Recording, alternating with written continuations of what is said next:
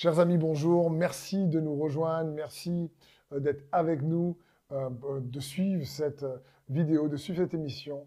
Oui, notre cœur est à nouveau dans cette troisième épisode sur la parentalité. Notre cœur est d'essayer d'aider avec des conseils pratiques et pragmatiques. En ce moment, toutes les familles, ces centaines de milliers de familles confinées, notamment dans notre pays, dans nos nations, les nations francophones, et avec des professionnels qui viennent nous aider, nous conseiller pour qu'il y ait de plus en plus de paix à la maison. Et au niveau de la parentalité, bien sûr, les moments de tension, de frustration en ce moment, lorsque les familles, parents, enfants sont confinés ensemble, il y a beaucoup de frustration et parfois émotionnellement, c'est pas aussi facile qu'on le pense.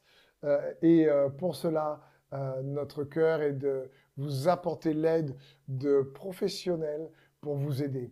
En tant que pasteur moi-même, la parole de Dieu est tellement riche en conseils, en sagesse pour nous les parents, moi-même étant parent, papa de 3 enfants. Mais j'ai un verset pour commencer à introduire cette émission qui nous dit dans Proverbe 1 au verset 8, « Mon fils, sois attentif à l'éducation que tu reçois de ton père et ne néglige pas l'instruction de ta mère. » Il y a un rôle important au niveau de la parentalité pour que les parents puissent réellement aider également leurs enfants. Et on voit ici que les parents donc aident à l'instruction, à l'éducation, mais sans remplacer bien sûr le professeur pour un accompagnement. Mais réellement, les professeurs font leur part, les parents font leur part, mais la véritable éducation commence bien sûr et avant tout dans les foyers. Et aujourd'hui, nous avons donc la chance, la grâce, le privilège d'avoir Serge Lebon avec nous, donc coach familial. Et réellement, il met en place des ateliers autour de la parentalité pour les papas. Et c'est une grâce de l'avoir avec nous aujourd'hui. Serge, bonjour. Bonjour et merci de m'accueillir et de me permettre de partager ce moment. Merci à toi, Serge. Et je crois que, donc, sans plus tarder, on va aller dans le vif du sujet. Et j'aurais une question à te poser. Cette première question est toute simple. C'est quels seraient tes conseils pour aider les parents, les familles à réellement gérer les émotions de leurs enfants dans cette situation? C'est vrai qu'on vit une situation qui est vraiment peu commune et qui met beaucoup de choses du coup à fleur de peau, notamment chez les enfants comme chez les parents. Donc mes conseils principaux seraient donc déjà pour les parents de savoir accueillir les émotions de l'enfant.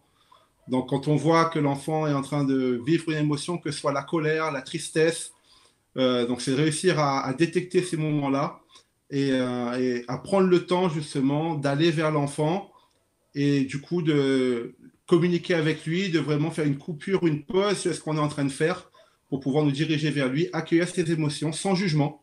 Donc simplement lui dire que voilà, se mettre à sa hauteur, donc vraiment les yeux dans les yeux, éventuellement lui prendre les mains s'il est d'accord pour qu'il y ait un contact physique qui va renforcer le lien.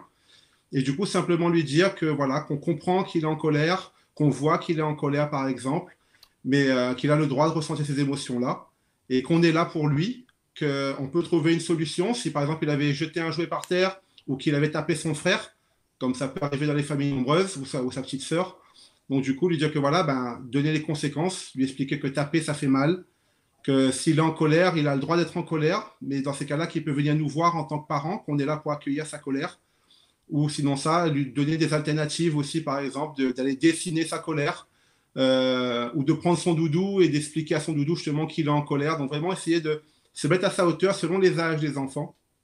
Et donc du coup, continuer à l'aimer de façon inconditionnelle. Ça, c'est vraiment le plus important. En faisant ça déjà, c'est une grande démonstration d'amour. Mais appuyer ça derrière en lui disant que voilà, qu'on peut lui faire un câlin. C'est pas toujours évident de vouloir faire un câlin à un enfant quand il est en pleine crise émotionnelle, en pleine tempête émotionnelle. Mais pourtant, c'est un outil qui a un fort impact. Donc du coup, de pouvoir le prendre dans ses bras simplement, de le rassurer avec des mots tendres, de lui faire sentir les battements de notre cœur et la chaleur de notre amour pour lui, ça peut vraiment aider à apaiser les tensions. Et si l'enfant n'est pas d'accord avec ça, le laisser libre et lui dire, OK, il n'y a pas de problème, j'entends, prends le temps qu'il te faut pour te calmer. Papa est là, je suis là à tes côtés. Quand tu seras calmé, tu pourras venir vers moi, je te ferai un gros câlin et on pourra discuter ensemble. Donc, c'est vraiment important aussi de ne jamais laisser l'enfant seul face à ses émotions. Parce il n'arrivera pas à les comprendre tout seul et il a besoin d'un adulte présent à ses côtés pour pouvoir l'accompagner. Mais pour ça, il faut aussi le sentir. Donc, si on sent que la colère de l'enfant nous affecte profondément, donc ne pas y aller en frontal, parce que sinon, ça risque de faire des étincelles. Soit on passe le relais, donc au papa ou à la maman, ou soit, si on est parent solo, ben, on accepte de prendre quelques minutes pour soi, pour se calmer, pour respirer un bon coup, parce qu'on a besoin déjà de reprendre le contrôle de nos propres émotions pour être vraiment des acteurs et aider l'enfant vraiment à sortir de cette tension qu'il peut ressentir, de cette émotion qu'il peut ressentir. Alors, merci Serge. C'est vrai que ce n'est pas facile, même pour les adultes, de gérer leurs émotions. On parle des émotions des enfants. Donc, il y a une maîtrise de soi à avoir importante. Moi, j'aime tout simplement dire ce que la Bible dit, lorsque la Bible dit une parole douce calme la colère. Mais c'est vrai que souvent, lorsque les émotions sont en ébullition, c'est souvent une parole qui entraîne une autre parole, et puis ça peut partir ensuite dans des querelles. Et il est clair également que quels que soient les conflits, pour les régler, il faut déjà être en paix. On peut être ferme tout en étant en paix, et on peut être ferme tout en étant doux. C'est quelque chose qui n'est pas facile à gérer, pour les enfants comme pour les adultes, mais c'est l'itinéraire, je dirais, le conseil que tu aimerais apporter à toutes ces personnes en leur disant vaut mieux prendre du recul, vaut mieux passer le relais, attendre un instant pour pouvoir accompagner l'enfant dans ses émotions et l'aider à le lire lui-même pour que l'adulte aussi, au préalable, puisse voir clair et laisser ses émotions s'apaiser. Merci beaucoup pour ce conseil, ces conseils, Serge. Quels seraient donc peut-être aussi les conseils pratiques pour prévenir ce genre de tension? Tu as parlé d'apaiser, mais comment le plus les prévenir? Prévenir les tensions, ça peut déjà commencer en faisant en sorte que chaque jour, on puisse démarrer du coup la journée avec des paroles positives pour nos enfants.